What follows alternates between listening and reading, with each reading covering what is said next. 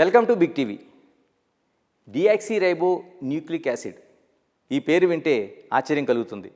కానీ డిఎన్ఏ అంటే మాత్రం చాలామందికి అర్థమవుతుంది. వివాహం, వివాహేతరం, పిల్లలు, పుట్టుక, వంశం, వంశపారంపర్యం, హత్యలు, అనుమానాస్పదాలు, ఇలా ఏ విషయం వచ్చినా డిఎన్ఏ పైన అనేక మంది డిమాండ్ చేస్తున్నారు, విశ్వాసాన్ని వ్యక్తం చేస్తున్నారు. ఇంతకీ డిఎన్ఏ పరీక్షలు ఎలా జరుగుతాయి? డిఎన్ఏ పరీక్షలపైన ఎందుకు అంత విశ్వాసం వ్యక్తం చేస్తున్నారు? కేంద్ర ప్రభుత్వ CCMB, centre for cellular molecular biology, ఈ ఇన్స్టిట్యూట్కి ఉండే ప్రత్యేకత వేరు. ఇందులో చీఫ్ సైంటిస్ట్గా మరోవైపు జేసీ బోస్ ఫెలో డాక్టర్ తంగరాజ్ మనతో ఉన్నారు. తంగరాజ్ గారు నమస్తే. నమస్కారం సార్, ఇప్పుడు అనేక సందర్భాల్లోన అంటే ఎలాంటి సమస్యలు వచ్చినా, అంటే అది పుట్టుక కావచ్చు, బేబీస్ విషయం కావచ్చు, లేకపోతే అనుమానాస్పద డెత్స్ కావచ్చు, చాలామంది డిఎన్ఏ పరీక్షలపైన ఎక్కువ డిమాండ్ చేస్తున్నారు. ఇంతకీ ఏంటి డిఎన్ఏ పరీక్షలు ఎలా జరుగుతాయి అసలు? ఎందుకంటే DNA we all inherit from both the parents, mother నుండి ఫాదర్ నుండి ఈక్వల్ కాంట్రిబ్యూషన్ ఉంది.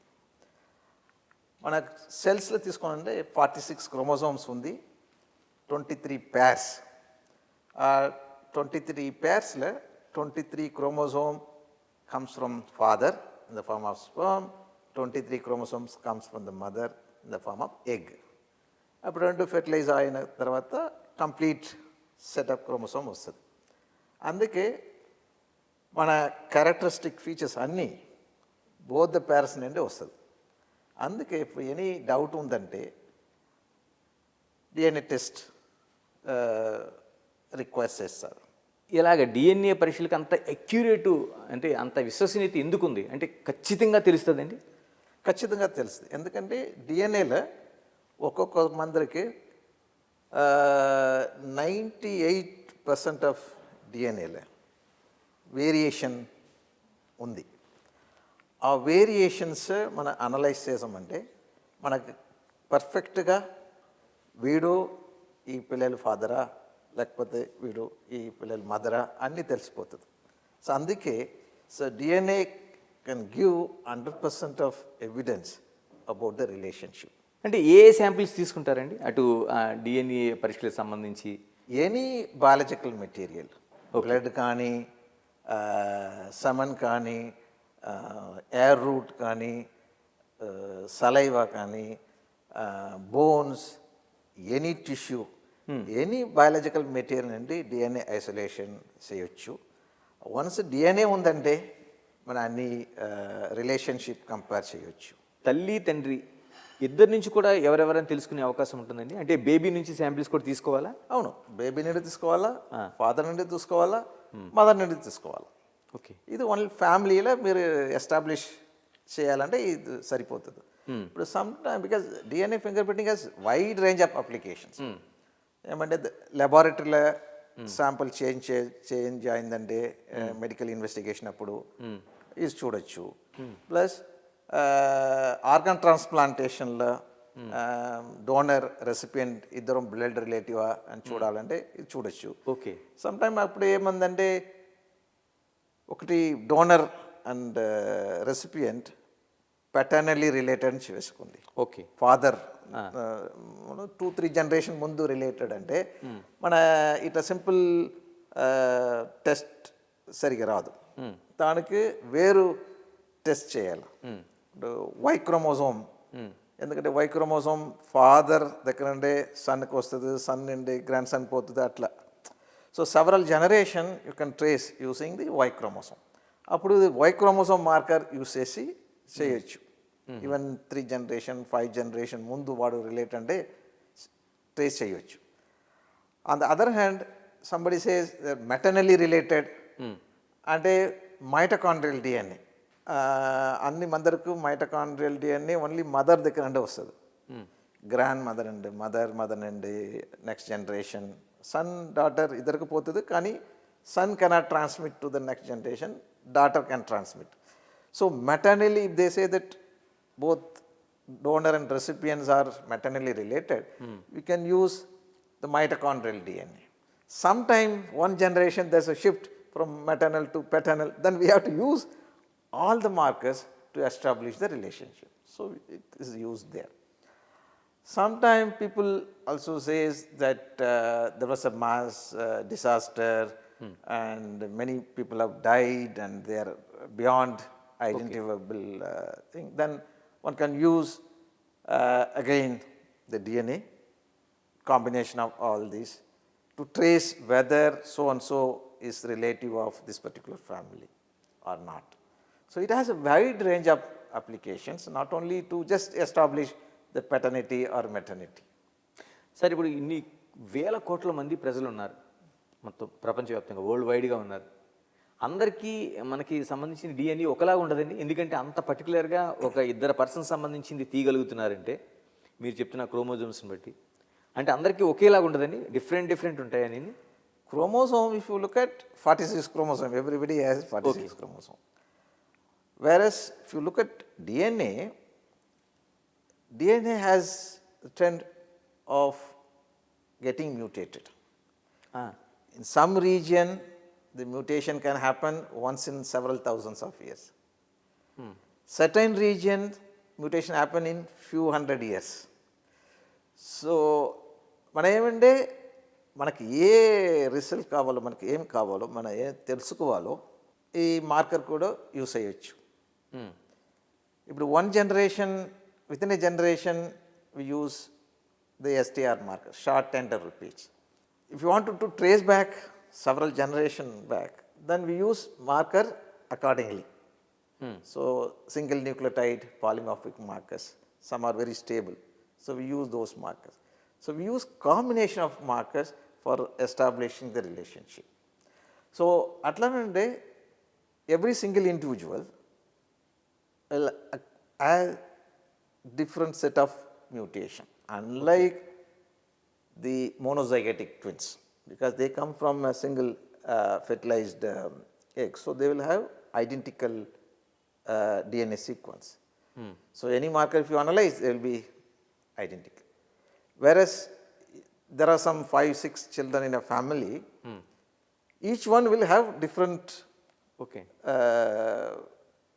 profile, because they acquired different combination of chromosomes from both the parents. Although they inherit 50%, that means 23 chromosome from father, 23 from the mother, but the combination of those 23, because father has 2 sets, mother has 2 sets, but when it goes to the next generation, the combination of those will be different, therefore they will acquire unique combinations of those 23 from father, 23 from the mother. చాలా వరకు ఇప్పుడు మనకి ఈ మధ్య కాలంలో జరుగుతున్న దాంట్లో surrogacy అంటున్నాం, ఇంక్యుబేటర్ ద్వారా అంటే ఐవీఎఫ్ సిస్టంలో పిల్లలు పుడుతున్నారు. ఇలాంటి వాటికి వచ్చేప్పటికి ఫలానాని నిరూపించే అవకాశం తక్కువ ఉంటుందేమో కదా. ఇప్పుడు అది ఎంటైర్లీ డిఫరెంట్. అది ఇప్పుడు ఎందుకంటే parents if they don't have child after very long time after the marriage, so they have to go, because in Indian societal system they expect every parent to have the child or children. So in the normal course వాడుకు పిల్లలు పుట్టలేదంటే ఇది ఏమేమో చేస్తారు, child adapt చేస్తారు, లేకపోతే IVF చేస్తారు, లేకపోతే egg donation తీసుకున్నారు, స్పర్మ్ డొనేషన్ తీసుకున్నారు, ఎక్కడ ప్రాబ్లం ఉందో అట్లా తీసుకున్నారు. అంటే యాక్చువల్గా అయితే ఎవరు ఎగ్ డొనేట్ చేశారో కూడా తెలుసుకోవచ్చు కానీ లేటర్ ఆన్ ప్రాబ్లం. ఎందుకంటే బయటికి చెప్పడానికి కోసం కాదు, కానీ తెలుసుకోవచ్చు. ఎందుకంటే వాడికి తెలుసు, ఆ ఫ్యామిలీకి తెలుసు, బట్ ఆఫ్టర్ సెవరల్ జనరేషన్ కూడా తెలుసుకోవచ్చు. సరే, యాక్చువల్గా డిఎన్ఏ అంటే ఈ మధ్య కాలంలో బాగా పాపులర్ అయింది. ప్రతి సామాన్యుడు కూడా డిఎన్ఏ పరీక్షల కోసం వాడు డిమాండ్ చేస్తున్నాడు ఉన్నది. అంత అక్యురేట్గా వస్తుందని వాడు మైండ్లో ఫిక్స్ అయ్యారు. ఎప్పుడు స్టార్ట్ అయ్యాయండి అసలు యాక్చువల్గా ఈ డిఎన్ఏ అనే దానికి పరీక్షలు చెయ్యాలి, దీన్ని అక్యురేట్గా తేల్చాలనేది ఎక్కడి నుంచి పరిశోధనలు స్టార్ట్ అయ్యాయి ఈ సైంటిఫిక్గా?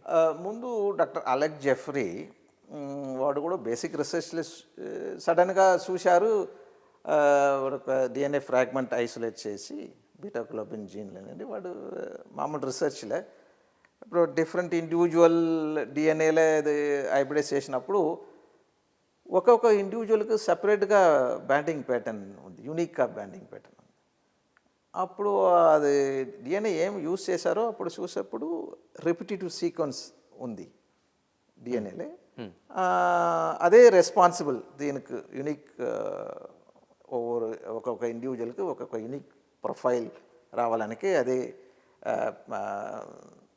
రెస్పాన్సిబుల్ అని తెలిసింది.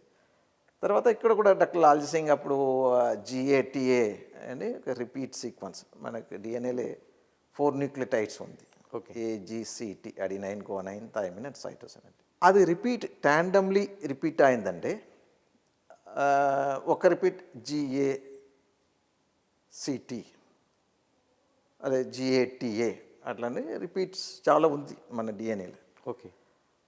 సో GATA రిపీట్ అప్పుడు డాక్టర్ లాల్జీ సింగ్ స్నేక్ల సెక్స్ డిటర్మినేషన్ వర్క్ చేసినప్పుడు ఇది W క్రోమోజోమ్లో ఈ GATA ఎక్కువ ఉందని అప్పుడు రీసెర్చ్లో ఉంది. ఇప్పుడు అలెక్స్ జెఫ్రీ ఇది ప్రూవ్ చేసినప్పుడు డాక్టర్ లాల్జీ సింగ్ కూడా యూజ్ చేశారు హ్యూమన్లో. యూజ్ చేసినప్పుడు ఇది తెలిసింది. బట్ ఇది కూడా ఎవ్రీ ఇండివిజువల్గా యూనిక్గా ఉంది అని తెలిసింది. అప్పుడు ఇది మళ్ళీ ఇది యూజ్ చేసినప్పుడు ఫస్ట్ టైం కోర్టులో కూడా డెమాన్స్ట్రేట్ చేశారు. అప్పుడు ఎవరికో న్యూస్ పెరిగింది, అందరికీ ఫెమిలియర్ అయింది. అందుకే ఇప్పుడు అందరూ ఏమి తెలుసుకోవాలంటే డిఎన్ఏ టెస్ట్ అని చెప్తారు వరల్డ్ వైడ్. సార్ మీరు ఒక చీఫ్ సైంటిస్ట్గా తర్వాత జేసీ బోస్ ఫెలోషిప్ దీంట్లో ఉన్నారు, చాలా పరిశోధనలు చేశారు ఉన్నది. ఈ పరిశోధనలో చాలా ఇంట్రెస్టింగ్ ఫ్యాక్ట్స్ కూడా మీరు చాలా వరకు బయట పెట్టారు. అందులో చాలా వరకు అప్పట్లో ఉండేది పర్టికులర్గా కొన్ని కులాలకు సంబంధించి కొన్ని డిసీజెస్ వస్తాయని తేల్చారు. ఎందుకనండి అలా కూడా ఉంటుందా? అంటే మీరు అందులో టోటల్గా క్షత్రియాస్ కానీ మిగతా వాటికి కొన్ని డిసీజెస్ వచ్చే అవకాశం ఉందండి. ఎందుకని అంటే డిఎన్ఏకి దానికి ఇంటర్లింక్ ఏదైనా ఉందా? ఉంది, డెఫినెట్గా. ఇప్పుడు ఏమైందంటే మన ఇండియన్ లేకపోతే సౌత్ ఏషియన్ సిస్టంలో మన within caste or within tribe marriage చాలా ఎక్కువ నడుస్తుంది. అట్లా సెవరల్ థౌజండ్స్ ఆఫ్ ఇయర్స్ అట్లనే ఉందంటే మనకి ఏమో ఎప్పుడో ఒక మ్యూటేషన్ వచ్చింది, ఆ మ్యూటేషన్ రెస్పాన్సిబుల్ ఫర్ పర్టికులర్ డిసీజ్ను వేసుకోకండి. బ్రాడ్గా డిసీజ్ 2 విధంగా డివైడ్ చేయవచ్చు. ఒకటి డామినెంట్, ఇంకొకటి రిసెసివ్ అని. ఓకే. ఇప్పుడు డామినెంట్ డిసీజ్ అంటే నేను ముందు చెప్పినాను 23 పేర్ ఆఫ్ క్రోమోజోమ్స్ ఉందని. ఆ 23 పేర్స్ ఒక పేర్ తీసుకొని నేను అండి దాంట్లో ఒక క్రోమోజోమ్లో మ్యూటేషన్ ఉంది, అనదర్ క్రోమోజోమ్ నార్మల్ ఉందంటే స్టిల్ డిసీజ్ వస్తుంది. అది డామినెంట్. ఒక క్రోమోజోమ్ నార్మల్ ఉంది, ఒకటి అబ్నార్మల్ ఉంది, డిసీజ్ వస్తుంది, అది డామినెంట్ అని చెప్తాం. ఇంకొకటి రిసెసివ్ డిసీజ్. ఒక క్రోమోజోమ్లో మ్యూటేషన్ ఉంది, అదర్ క్రోమోజోమ్ నార్మల్గా ఉంది, బట్ అది ఎవరి దగ్గర ఉందో వాడు కూడా నార్మల్గా ఉందండి, అది రిసెసివ్.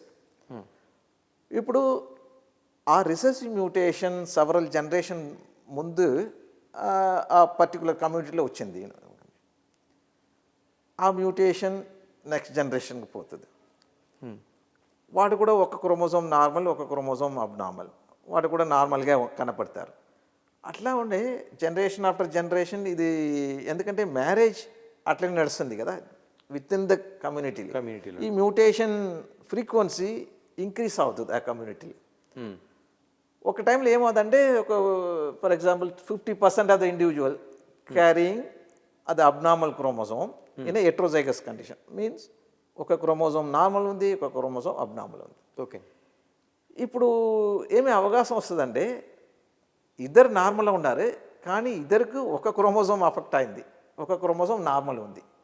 ఇప్పుడు వాడు మ్యారేజ్ చేస్తారంటే నెక్స్ట్ జనరేషన్కి ఇద్దరు ఈ అబ్నార్మల్ క్రోమోజోమే పాస్ చేస్తారు. ఓకే. ఇప్పుడు పాస్ చేసినప్పుడు అక్కడ డిసీజ్ వస్తుంది. అంటే అందులో హార్ట్ అటాక్స్ లాంటివి కూడా ఉంటాయండి? చాలా మెనీ డిజీజెస్ వస్తుంది, including heart attack, skin disease. ఇప్పుడు మన రీసెంట్గా ఒక పాపులేషన్లో parents absolutely fine, with heterozygous mutation. That means one chromosome, oka chromosome normal, oka chromosome abnormal. But the children who receive abnormal chromosome from both the parents, they are with the disease. వాడికి disease వస్తుంది with in 2 months after the birth చచ్చిపోతారు. Skin rashes అన్నీ వస్తుంది, internal organ cardiovascular disease అన్నీ వస్తే చచ్చిపోతారు. అట్లా ఉన్న పాపులేషన్ ఐడెంటిఫై చేసాం, చాలా ఉంది అట్లా. ఇది ఒక example. Similarly population specific disease అంటే మన వైషియస్ ఉన్నారు, సోడోకోలనెస్ట్రేస్ డిఫిషియన్సీ, అది ప్రిడామినెంట్. అది చాలా ఇంట్రెస్టింగ్గా ఉంటుంది. అంటే మీరు పర్టికులర్గా వైశ్య కమ్యూనిటీకి సంబంధించి ఎనస్థీషియా ఇచ్చేటప్పుడు చాలా జాగ్రత్తలు వహించాలి, లేదంటే సర్జికల్ టేబుల్స్ మీద డెత్స్ జరిగే అవకాశం ఉంటుందండి. లాస్ట్ టైం మీరు పారాలిసిస్ వస్తుంది. అవును, ఎందుకనండి? అంటే పర్టికులర్గా వాళ్ళకి వైశ్యాస్కి సంబంధించి ఎందుకు అది ఎందుకంటే ఇప్పుడు మన డ్రగ్ ఏమి డ్రగ్ మనం తీసుకున్నాం కదా, ఒక్క ఇన్ఫర్మేషన్ నేను చెప్పాలంటే మన అన్నికి జెనెటిక్స్ ముఖ్య కారణం, రెస్పాన్సిబుల్. మన ఇన్ఫెక్షియస్ డిసీజ్ కూడా చాలామంది సర్టైన్ మ్యూటేషన్ ఉందంటే వాడికి రెసిస్టెంట్ వస్తుంది ఇన్ఫెక్షియస్ డిసీజ్. చాలామంది వేరు మ్యూటేషన్ వాడికి ససెప్టిబిలిటీ అవుతుంది, వాడికి ఈజీగా ఇన్ఫెక్షన్ వస్తుంది.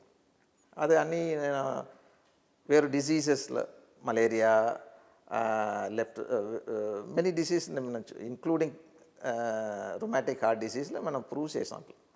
దీనిలో ఏమంటే మన ఏ డ్రగ్ తీసుకున్నా కూడా there are genes that helps in metabolizing that particular drug, gives us the therapeutic response. ఇప్పుడు సర్టైన్ మ్యూటేషన్ ఈ డ్రగ్స్ థెరపటిక్ హెల్ప్ చేసిన ఆపోజిట్గా అడ్వర్స్ ఎఫెక్ట్ కూడా చేయొచ్చు. మన డ్రగ్ తీసుకున్నప్పుడు మన డ్రగ్ ఎందుకు తీసుకున్నామంటే మన డిసీజ్ సరి కావాలని, ఇది డిసీజ్ సరి కావాలని ఆపోజిట్గా అడ్వర్స్గా యాక్ట్ అవుతుంది. ఓకే, దానికి అగైన్ జెనెటిక్స్ రెస్పాన్సిబుల్. చాలా వరకు మనకి కరోనా టైంలో చాలామంది కొందరు చనిపోయారు, కొందరికి కరోనా రాలేదనుకున్నారు, కొందరికి వచ్చిన తర్వాత కోలుకున్నారు, కొందరు విత్ ఇన్ డేస్లో చనిపోతే కొందరు నెలల రోజులు చనిపోయారు. దీనికి కూడా డిఎన్ఏకి సంబంధం ఉంటుందండి? అవును, అన్నికి డిఎన్ఏ సంబంధం. ఇన్ఫెక్షన్ డిసీజ్ కూడా నేను చెప్పిన అట్లా సర్టైన్ అందరి రిసెప్టర్ల మ్యూటేషన్ ఉందంటే ఈజీగా వాడుకు certain mutation makes them susceptible for any infection, not only corona, any viral infection including AIDS also. CCR5 జీన్ల మ్యూటేషన్ ఉందంటే వాడుకు రెసిస్టెంట్ ఉండొచ్చు. సిమిలర్లీ ఎనీ డిసీజ్, మలేరియా కూడా అట్లా ఉంది. సికిల్ సెల్ మ్యూటేషన్ ఉన్నవాడుకు మలేరియా రాదు, ఎందుకంటే మలేరియల్ పారాసైట్ దాంట్లో పోదండి. సికిల్ సెల్, అందుకే సికిల్ సెల్ స్టార్టింగే because to give prevention against the sickle malaria అట్లా వచ్చింది. సో అట్లా చూసారంటే అన్నికే బేస్ జెనెటిక్స్. మీ పరిశోధనలో ఒక కీలకమైన అంశాల్లోన అంతవరకు పిల్లలు పుట్టకపోవడానికి కారణం మహిళలు మాత్రమే అనుకునే ఒక పెద్ద ఇది ఉండేది. చాలా వరకు కుటుంబాల వివాదాలు కావచ్చు, ఆడపిల్లలను బయటికి పంపించడం కావచ్చు జరిగేది. మగవాళ్ళలో ఉండే లోపాల వల్ల కూడా ఇది పిల్లలు పుట్టకపోవడానికి వ్యంధ్యత్వానికి కారణం అనేది మీరు ఒక తేల్చారు. ఏంటంటే అది అప్పటి వరకు ఎందుకు తేల్చలేకపోయారు అసలు పరిశోధనలో? ఇప్పుడు మన సొసైటీలో మామూలుగా ఏమంటే పిల్లలు రాలేదంటే mother in law always blame daughter in law కదా, అట్లా లేదు. ఇప్పుడు ఇన్ఫెర్టిలిటీ అని తీసుకున్నారంటే ఇద్దరు ఈక్వల్గా కాంట్రిబ్యూషన్ ఉంది, మేల్ 50%, ఫీమేల్ 50%. ఎందుకంటే again lot of genes are involve in sperm production, sperm motility, అది అన్నికి ఉంది. Similarly egg production and so on. So only female is not responsible. So both are responsible. One has to think that again in a society we have to give them enough information that not only girl, boy also responsible for infertility. అప్పుడు మన male infertility ఒక 25 yearsగా research చేసాం. అప్పుడు why క్రోమోసోమ్స్లో చాలా jeans ఉంది, అది delete అయిందంటే ఏజూస్పర్మియా, sperm లేదు స్పెర్మ్ ఎజాకులేషన్లో, అది ఏజూస్పర్మియా అని చెప్తాం. అట్లనే ఇప్పుడు రీసెంట్గా ఏమైనా చూసారంటే ఆటోసోమల్ జీన్స్, ఎక్స్ క్రోమోసోమ్ జీన్లో మ్యూటేషన్ ఉందండి. పర్టికులర్గా ఇప్పుడు ఎక్స్ క్రోమోసోమ్ జీన్ సన్ తీసుకున్నామండి, ముందు చెప్పిన అట్లా 23 క్రోమోసోమ్ ఫాదర్ దగ్గర ఉంది వస్తుంది, 23 క్రోమోసోమ్ మదర్ దగ్గర ఉంది. అట్లా ఆటోసోమ్స్ అని చెప్తాం, 22 pairs, అది ఈక్వల్గా వస్తుంది. Sex chromosome X and Y. So మేల్లో వై క్రోమోసోమ్ ఫాదర్ దగ్గర నుండి వస్తుంది, ఎక్స్ క్రోమోసోమ్ మదర్ దగ్గర నుండి వస్తుంది. కానీ ఇప్పుడు చూసినది ఎక్స్ క్రోమోసోమ్ జీన్లో మ్యూటేషన్ ఉందంటే కూడా వాడు ఇన్ఫెర్టిలిటీ అవుతారు. మళ్ళీ చూసారంటే ఎక్స్ క్రోమోసోమ్ యాక్చువల్గా మదర్ దగ్గర నుండి వస్తుంది. So to not all cases, at least some proportion of the male ఇన్ఫెర్టిలిటీలో the male infertility is due to mutation on the X chromosome which is passed by mother. So certain కేసెస్లో ఏమందంటే అక్కడ mother in లావే responsible, ఎందుకంటే abnormal chromosome వాడి దగ్గర సన్కి వస్తుంది, son infertility because of the mother in law. So one has to think in a society that when there is a disease, so both are responsible, particularly in case of infertility. 1991లో అంటే సిసిఎంబికి అతిపెద్ద ఒక చర్చనీయాంశమైన ఒక case, మాజీ ప్రధాని రాజీవ్ గాంధీ చనిపోయినప్పుడు, అంటే ఒక బాంబ్ బ్లాస్ట్ జరిగినప్పుడు, అన్ని ఛిద్రమైన బాడీలన్నీ పడిపోయినప్పుడు, ఎవరెవరో గుర్తించలేనప్పుడు ఇక్కడ పరిశోధన చేసి తేల్చారు. అంటే అలా తేల్చొచ్చండి అది, అంటే ఒక ఎవరు ఆ వ్యక్తి అనేది తేల్చడం ఎలా సాధ్యమవుతుంది డిఎన్ఏలో? చేయొచ్చు. అప్పుడు డాక్టర్ లాల్జీ సింగ్ అప్పుడే అది probe GATA probe DNA finger ప్రింట్కి యూస్ చేసేవచ్చు అని అప్పుడే డెమాన్స్ట్రేషన్ చేశారు. అప్పుడు అక్కడ ఒక అమ్మాయి తాను అంటే బెల్ట్లో బాంబు పెట్టేసి చచ్చిపోయారు. ఎవరు ఐడెంటిఫై అప్పుడు రాలేదు, ఎందుకంటే ఫుల్లీ పీసెస్ అయింది. అక్కడ అమ్మాయి దగ్గర నుండి శాంపిల్ తీసుకొని, ప్లస్ వాడు పేరెంట్ దగ్గర నుండి బ్లడ్ తీసుకొని, అమ్మాయి అంటే అది బెల్ట్ నుండి టిష్యూ ఉంది కదా, అది పేరెంట్ దగ్గర పేరెంట్స్ నుంచి తీసుకున్నారు. తీసుకొని అది కంపేర్ చేశారు. ప్లస్ డాక్టర్ రాజీవ్ గాంధీ కూడా అప్పుడు మిస్టర్ రాజీవ్ గాంధీ కూడా తెలిసింది. ప్లస్ ఇంకొకటి ఏంటంటే అది మాస్టర్ ప్లాన్ చేసిన వాడు శివరాసన్ అని, వాడు ఎన్కౌంటర్లో బెంగళూరులో షూట్ చేశారు. అప్పుడు కూడా వాడు శ్రీలంక నుండి వచ్చారు. అప్పుడు వాడు పేరెంట్స్ శాంపుల్ కూడా తీసుకొని వారు ఎవడని కంపేర్ చేసి ఐడెంటిఫై చేశారు. ఓకే, అంటే డిఎన్ఏలు ఇంత సాధ్యమండి? అన్నీ సాధ్యం. సార్, సాధారణంగా భారతదేశంలోన మనం చెప్పుకునేది ద్రవిడులు ఆర్యులు అని చెప్తుంటారు. అంటే ఈ ఇద్దరికి రెండు వేరు డిఎన్ఏలు ఉంటాయండి, లేకపోతే అన్నీ ఒక చోట నుంచి వచ్చినవా? ఎలాగ జర్నీ జరిగింది అసలు వీటికి? ఇప్పుడు అది చూసారంటే అది వేరు యాంగిల్లో పోతుంది. ఇప్పుడు అందరూ మోడర్న్ హ్యూమన్ అంటే మన ఎట్లా ఉన్నాం అట్లా, అన్నికి ఆరిజిన్ ఆఫ్రికానే. ఆఫ్రికానే అంటే మొత్తం ప్రపంచం అంతటికి అందరికీ మోడర్న్ హ్యూమన్ అని ఆరిజిన్ ఆఫ్రికానే. ఆ డిఫరెంట్ పాయింట్ ఆఫ్ టైంలో మైగ్రేట్ చేశారు. ఇప్పుడు ఇండియాలో ఉన్న పర్టికులర్గా అండమాన్ అండ్ నికోబార్ ట్రైబ్స్, పర్టికులర్గా వాడు ఇప్పుడు చూసినా కూడా ఆఫ్రికన్ అట్లా ఉన్నారు కనపడరు. ఓకే, సో వాడే ఫస్ట్ మోడర్న్ హ్యూమన్ అక్కడ నుండి మైగ్రేట్ అయిన వాడు. ఓకే, అంటే ఆఫ్రికా నుంచి అండమాన్ వెళ్ళారు. అప్పుడు వెళ్ళినప్పుడు కొంచెం అందరు సౌత్లో స్టే చేశారు, కేరళ లేకపోతే తమిళనాడులో. వాడే ఫస్ట్ సెటిలర్ మన ఇండియా దేశంలో. ఓకే, మళ్ళీ సెకండ్ వేవ్ వచ్చినప్పుడు ఇంకొక వేవ్ నార్త్ సైడ్ అండి వచ్చింది. మన రీసెర్చ్లో మన హైపోథెటికల్గా యాన్సెస్ట్రల్ సౌత్ ఇండియన్ అది ఫస్ట్ మైగ్రేషన్ చెప్తాం, యాన్సెస్ట్రల్ నార్త్ ఇండియన్ వాడిని చెప్తాం. ఇప్పుడు ఈ రెండు ఫౌండింగ్ పాపులేషన్ కొంచెం మైగ్రేట్ అయ్యి అన్నీ మిక్స్ అయింది. ఇప్పుడు ఓకే. ఇప్పుడు సెపరేట్గా ఆర్యన్ ఎవరు లేదు, లేదు. ఇప్పుడు అందరూ మిక్స్ అయినారు. ఓకే. ఆర్యన్ ద్రవిడియన్ అనేది ఏం లేదు. ఇప్పుడు ద్రవిడియన్ లాంగ్వేజ్ స్పీకర్స్ ద్రవిడియన్ ఉన్నారు. ఇప్పుడు ఆర్యన్ ఇన్వేషన్ చేస్తాం కదా, ఆ ఆర్యన్ ఇన్వేషన్ మల్టిపుల్ మైగ్రేషన్ నడిచింది, కానీ ఇప్పుడు సపరేట్గా ఆర్యన్ అట్లానే ఎవరు లేదు, ఎందుకంటే అందరూ మిక్స్ అయినాం. Only different proportion of mixing ఉంది. ఇప్పుడు మిక్సింగ్కి బెస్ట్ ఎగ్జాంపుల్ ఏమంటే మన స్కిన్ కలర్. ఎందుకు వస్తుందండి ఇది కూడా డిఎన్ఏలో మ్యూటేషన్ కదా?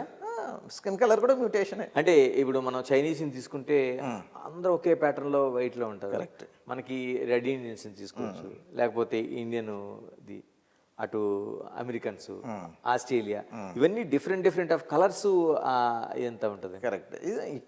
వాడు అందరూ హోమోజనైజ్ అయ్యారు, అప్పుడే మిక్సింగ్ అయ్యి అందరూ ఒకటి.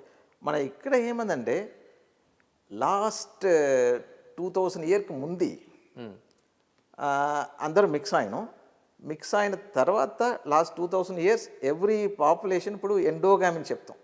ఆ పాపులేషన్లోనే ట్రైబ్లో కానీ కాస్ట్ కానీ అక్కడనే మ్యారేజ్ నడుస్తుంది లాస్ట్ 2000 ఇయర్స్. అందుకే ఒక్కొక్క పాపులేషన్ యూనిక్గా కనపడుతుంది. లేకపోతే దానికి ముందు 2000 to 4000 ఇయర్స్ అన్ని పాపులేషన్ మిక్స్ అయింది. అప్పుడే మిక్స్ అయిన తర్వాతనే ఈ కలర్స్ అన్నీ డిఫరెంట్ ప్యాటర్న్లో ఉంది ఇప్పుడు. అంటే ఎన్ని సంవత్సరాల క్రితం ఏంటిది అంత మిక్స్ అయింది? ఆ మిక్సింగ్ లాస్ట్ 2 to 4000 ఇయర్స్, 2000 ఇయర్స్గా మిక్స్ అయింది. 2000 ఇయర్స్. ఇప్పుడు లాస్ట్ 2000 ఇయర్స్ ఎండోగామి నడుస్తుంది. ఎండోగామి అంటే మ్యారింగ్ with in the community. Okay. అందుకే అందరూ యూనిక్గా కనపడతారు జెనెటిక్లా. దానికి ముందు అది మిక్సింగ్ అన్నీ నడుస్తుంది. సరే, డిఎన్ఏ పరీక్షల కోసం సంబంధించి మీరు ఆ పరిశోధనకు సంబంధించి ఎథికల్ కమిటీ మెంబర్లో కూడా మీరు ఉన్నారు. ఏంటంటే అసలు డిఎన్ఏ పరిశోధనకు సంబంధించి ఏంటి ఎథికల్స్ ఏముంటాయి, ఏంటి ఆ పరిశోధనకు సంబంధించి ఎందుకు ఎథికల్గా ఉండాల్సిన అవసరం ఉంది? ఇప్పుడు ఎథికల్ కమిటీ అంటే నాట్ ఓన్లీ హ్యూమన్, అనిమల్స్ కూడా ఉంది. ఓకే. ఏమంటే మన ఎథిక్స్ ఫాలో చేయాలి. ఒక ఎథికల్ రూల్స్ ఉంది. ఇప్పుడు మన శాంపిల్ తీసుకుని అనలైజ్ చేసాం అనుకోండి, ఏవో ఒక మ్యూటేషన్ మనకు దొరికింది. ఆ మ్యూటేషన్ వాడుకు చాలా డిసీజ్ కాజ్ చేస్తున్నది. ఆ ఇన్ఫర్మేషన్ పబ్లిక్కి పోతుందంటే ఏమో ప్రాబ్లం ఏంటంటే సొసైటీలీ వాడు డిఫరెంట్గా ఫీల్ చేశారు. ఇది ఒక ఎగ్జాంపుల్. అట్లానే చాలా రూల్స్ మన ఫాలో చేయాలి, ఎథికల్ రూల్స్. అంటే ఐడెంటిటీ రివీల్ చేయకూడదు, మన శాంపుల్ తీసుకున్నప్పుడు ఇది ఫాలో చేయాలా, పబ్లిష్ చేసినప్పుడు మన ఐడెంటిటీ రివీల్ చేయొద్దు, మన అనానమస్ చేయాలా డేటా అన్నీ. సో అట్లా ఉన్నాయి చాలా రూల్స్ ఉంది. అదన్నీ ఫాలో చేద్దామని కమిటీకు చెప్పాలా, కమిటీ అన్నీ చూసి వాడు పర్మిషన్స్ ఇస్తారు. ఓకే. ఇట్లానో అనిమల్స్ కూడా ఉంది. ఓకే, అనిమల్స్ కూడా. అనిమల్ ఎథికల్ కమిటీ మన again how we are treating the animal అని చాలా స్టెప్స్ ఉంది, అది ఫాలో చేయాలి. సరే, ఇప్పుడు ప్రపంచంలో చాలా వరకు డిసీజెస్ ఉన్నాయి, వాటికి పరిష్కారం లేకుండా ఉంది. అందులో అతిపెద్దగా మనకు బాగా వెళ్తున్నట్లు ఆటిజం ఒకటి కనిపిస్తుంది. ఆటిజానికి డిఎన్ఏకి మధ్య లింక్ ఉంది, ఎందుకంటే ఇప్పటికి ఎటువంటి మందులు లేవు. దాన్ని ఎందుకు వస్తుందో కూడా అమెరికా లాంటి దేశాలు కూడా కనిపెట్టలేని పరిస్థితి వచ్చింది. అది మల్టీఫ్యాక్టోరియల్ డిసీజ్ ఆటిజం అనేది. ఒక జీన్ కాదు, మల్టిపుల్ జీన్ కూడా మ్యూటేషన్ ఐడెంటిఫై చేశారు. కానీ అది complex. In societal society there is multiple influence ఆటిజంకు రెస్పాన్సిబుల్ ఉంది. ఎక్కువరకు సింగిల్ జీన్ ఏమో ఐడెంటిఫై చేయలేదు, multiple reason for that. Thangaraj garu, ఇప్పుడు మీరు ఈ జేసీ బోస్ ఫీల్డ్లో కొనసాగుతున్నారు. ఎలాంటి ఆవిష్కరణలు, ఇంకా ఎటువంటి పరిశోధనలు మీ నుంచి ఈ వరల్డ్ ఎక్స్పెక్ట్ చేయొచ్చు? Population genetics, try to understand population history. ఇప్పుడు అట్లనండి దాంట్లో మెడికల్ ఇంప్లికేషన్ అది ఇప్పుడు చేసాం. ఇప్పుడు ది ఫ్యూచర్లో ఆ పాపులేషన్ అన్నీ ఐడెంటిఫై చేసి మ్యూటేషన్ ఐడెంటిఫై చేసిన తర్వాత పాపులేషన్ స్క్రీనింగ్, ఓకే, అది ఎంటైర్ పాపులేషన్ ఆ మ్యూటేషన్ స్క్రీన్ చేసి వాడికి ఏమేమి అవకాశము, అప్రోప్రియేట్ కౌన్సిలింగ్ చేసి ఫ్యూచర్లో అట్లా మన డిజీజ్ ప్రివెంట్ చేయడానికి ఏమేమి స్టెప్ ఉందో దాన్ని చేస్తాం. సో అదే ఇప్పుడు ప్రజెంట్గా మన రీసెర్చ్ నడుస్తుంది. థ్యాంక్ యూ తంగరాజ్ గారు, థ్యాంక్ యూ వెరీ మచ్. ఇది డయాక్సిరైబో న్యూక్లిక్ యాసిడ్కి సంబంధించిన డిఎన్ఏకి సంబంధించిన సంపూర్ణమైన ఒక చట్టం. అంటే ఒక మనిషికి సంబంధించిన ఆ డిఎన్ఏకి సంబంధించి ఎలాంటి కావాల్సి వచ్చినా ఆ ఆధారాలతో బయటపెట్టే అవకాశం ఉంది. కాకపోతే దీనికి ఒక చట్ట పరిధి ఉంది, దానికి వాళ్ళ అంగీకారం తెలపాలి. అందుకని ఎక్కడ కూడా ఎవరు కూడా తప్పించుకునే పరిస్థితి లేదు. ఆ బిడ్డ కావచ్చు, లేకపోతే ఆ పుట్టుక కావచ్చు, ఆ వంశం కావచ్చు, ఎవరినైనా ఇట్టే తేల్చే అవకాశం ఉంది. మరోవైపు అనేక పరిశోధనలోన అటు అంటే మిస్సింగ్ కావచ్చు, లేకపోతే అన్నౌన్ కావచ్చు, లేకపోతే అనుమానాస్పదాలు కావచ్చు, వీటన్నింటి కూడా డిఎన్ఏ పరీక్షల ద్వారా ఖచ్చితంగా తేల్చే అవకాశం ఉంది. అయితే ఇది ఎవరికి వాళ్ళు కాకుండా కోర్టు ద్వారా కొంత వచ్చే అవకాశం ఉంది. కాకపోతే ఇద్దరు అంగీకారంతో చేయాల్సిన అవసరం ఉంది. 100% డిఎన్ఏ పరీక్షల ద్వారా నిజం నిగ్గు తేల్చే అవకాశం అయితే స్పష్టంగా ఉంది. Signing off, this is Ganesh.